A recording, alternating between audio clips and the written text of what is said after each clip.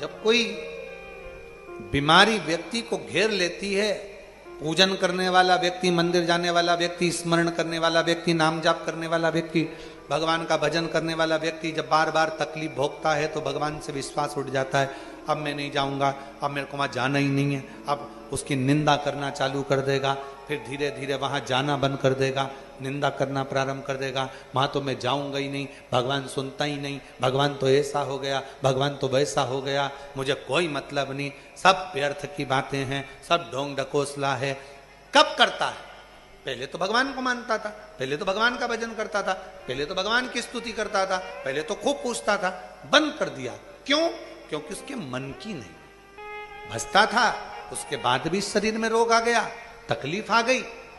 भगवान का दोष नहीं है, तकलीफ आ रही है ये हमारे प्रारब्ध का, हमारे कर्म का दोष है। वो तो तुम गुरु की शरण में हो, परमात्मा की शरण में हो, भगवान की शरण में हो, जाते रहो। ना जाने कितने और धक्के खाने लिखे थे, पर भगवान की शरण में रहोगे तो बड़ा सा बड़ा खड्डा भी धीरे से निकल जा। बस में सफर करा है तुम लोगों ने? जम के बोलो जरा। दच का पीछे ज्यादा लगता है कि आगे ज्यादा लगता है? पीछे, क्योंकि ड्राइवर की सीट से जितने दूर रहोगे उतने दच के सहना पड़ेंगे। ड्राइवर की सीट के पीछे रहोगे, दच के कम लगेंगे। उसी तरह गुरु से और भगवान से जुड़कर चलोगे, संसार में बहुत दचके हैं, लगने नहीं देगा। थोड़ा समय, रोड है, दचके तो होंगे, सामने रोड बना है तो दचके तो होंगे। जो पूर्व में कर्म कर कर आए हो वो तो तुम्हें भोगना पड़ेगा। संसार सागर में भोगने के लिए तो आप और हम आए हैं, पर अगर गुरु और परमात्मा की शरणागति में धीरे धीरे चलते जाओगे, खड्डे भी होंगे, दचके भी होंगे, तो धीरे से निकल जाएंगे। साथ मत छोड़ो, साथ लगे रहो, भजन करते रहो, कीर्तन करते रहो, मंत्र जाप करते रहो, स्मरण करते रहो। आपने अपनी जिंदगी में ये बात को बिठा लिया, थोड़े दचके हैं, निकलेंगे, थोड़ा समय बेकार चल रहा है, होगा, समय है, कटेगा, धीरे धीरे कटेगा। समय बेकार आता है जब पैया कीचड़ में फंस जाता है, तो धीरे धीरे धूप आने का इंतजार करो, कीचड़ सूखेगा, गाड़ी निकलेगी।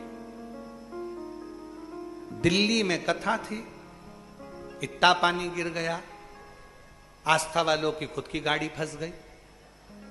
आप इनसे पूछो, पीछे चक्का फंसा, अब वो गाड़ी फंसी तो अब निकले कैसे? तो इन्होंने कहा कि गाड़ी फंस गई, क्या करें क्या करें। हम बोले कि चिंता मत करो, थोड़ा धूप आने का इंतजार करो, धूप एक दिन में 2 दिन में आएगी। 2 दिन तक धूप का इंतजार करा, धूप आई, कीचड़ सूखा, गाड़ी निकल कर बाहर हो गई। बस यही जिंदगी है। थोड़ा इंतजार करो, थोड़ा इंतजार करोगे, धूप आएगी। और वो धूप कौन सी है? परमात्मा की कृपा की धूप आएगी और धीरे से गाड़ी पार हो जाएगी। निकल थोड़ा। अब उसमें क्या कहोगे? अब नहीं जाऊंगा, अब तो मुझे जाना ही नहीं, भगवान मेरा सुनता ही नहीं, भगवान मेरी बात मानता ही नहीं है, क्या करूंगी जाके, क्या करूंगा जाके, मैं तो जाना ही नहीं है, मुझे तो प्रणाम ही नहीं करना, मुझे तो यही नहीं करना। अरे ये कभी मत बोलो कि नहीं आऊंगा, ये बोलो रोज आऊंगा, तुझे दिखाने के लिए आऊंगा। इतनी दुखी होकर भी 50 रुपए खर्च कर कर आती हूं तेरे चक्कर में। 60 रुपए का टिकट लूं, सीहोर तक आऊं, 30 रुपए ऑटो वाले के दूं, रेलवे स्टेशन से सीहोर कोबरेश्वर धाम तक 30 रुपए, 30 रुपए ऑटो वाले के दूं प्रत्येक यात्री, और फिर मैं तेरे धाम जाऊं। मेरे तो 70-80 रुपए खर्च हो जाते हैं। मैं जान करके तुझे चिढ़ाने के लिए आती हूं, कभी तो सुनेगा। अच्छा एक बात सुनो, तुमने किसी को पैसे दे दिए, वो तुम्हें वापस नहीं लौटा रहा, क्या करोगे? छोड़ दोगे? अरे बोलो तो जम के नहीं, जाते रहोगे।